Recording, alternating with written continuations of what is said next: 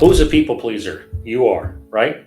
I am. That's why you're here. We're enablers. We're codependents. We are people pleasers to a fault. And unfortunately, a lot of times this gets us into a lot of trouble. It's just part of your nature. Thanks for stopping by, guys. I do appreciate it. This is Jeff with It's Not Your Fault. I am YF family. You are an enabler. You are a codependent. So therefore, you are a people pleaser. This is something that we do. Let's talk about that. You want to talk about that? Who wants to talk about that? I want to talk about it. Before we talk about it, though, like, subscribe, share, comment, beep da bop da boo, and don't forget our sponsor, Vandal Industries. When you say latex, say Vandal. So let's talk about people pleasing. People pleasers, that's what we are. We feel that it's somehow paramount for us as people pleasers to make sure everyone around us is good. A lot of times you may say this is like a maternal instinct or just a caretaker instinct. But what we try to do as people pleasers, we make sure everyone has enough coffee, everyone has enough to eat, everyone's warm enough, cold enough, everyone got enough education growing up, clothes we can afford for our loved ones, etc. We are people pleasers. That's what we do, to our own detriment.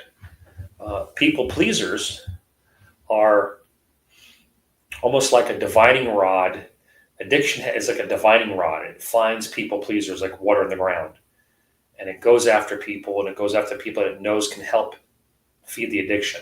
People pleasing is not a negative thing. It's a wonderful thing. It's a compassionate thing. It's an honorable thing. People pleasers like us are good. We're good-hearted people. Okay? Where it gets us into trouble is people pleasing when we go out of our way to insert ourselves in every situation that seems like it's maybe going a little catawampus. If it's going catawampus, we have some, we can fix it.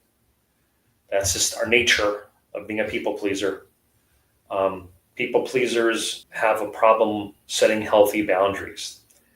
So if we are involved with our loved one's situation and they are suffering from addiction, and us people pleasers have a problem differentiating between pleasing somebody, helping somebody, or enabling somebody. And that's a huge defining line right there. Okay. We people pleasers want to help, but at what cost, right? At what cost do we help people? When does it become less about help and more about enabling and becoming a codependent? Okay, they're dependent on their alcohol, their drugs, and we are becoming codependent by helping them maintain that relationship with the drugs or alcohol, by facilitating them, by pleasing them. We don't set the boundaries to where we have to say, okay, well, you need a little help, you need a hot meal, fine, okay. That's pleasing somebody. That's help. You're helping somebody. The boundary has to be, all right, I'm going to give you a meal. But as soon as they say, well, can you maybe give me $100 so I can buy some groceries? Giving an addict or an alcoholic money, cash, greenbacks, is insane, crazy. Why would you do that? You're just going to blow it, right? But if you buy someone a meal, I'm okay with that. Okay, that's being a people pleaser. Where the boundary gets stepped over is when we start doing things like giving them money for groceries, paying their bills, paying their car payments, etc., like that. When this allows them more fluidity to then go ahead and purchase whatever they want to purchase, because if we people pleasers or we codependents are paying their bills for them, paying their grocery bills for them, buying things for them, they in turn don't have to do it for themselves. So if they have any extra scratch, where's that going to go? You can figure it out.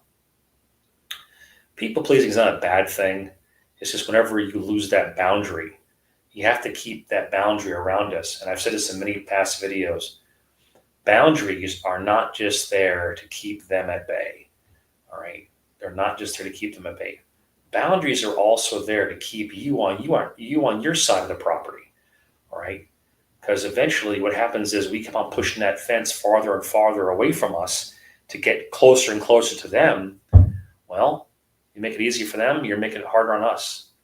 Don't do such crazy things like that. Boundaries are boundaries. If you set them, keep them. If you set them, keep them. Don't move them. Don't change them. Don't debate. Don't bargain. Don't negotiate with your boundaries. If you set a boundary, keep it.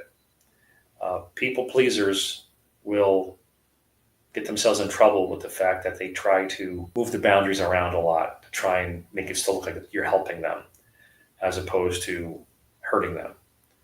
People pleasers are good, just, honorable people.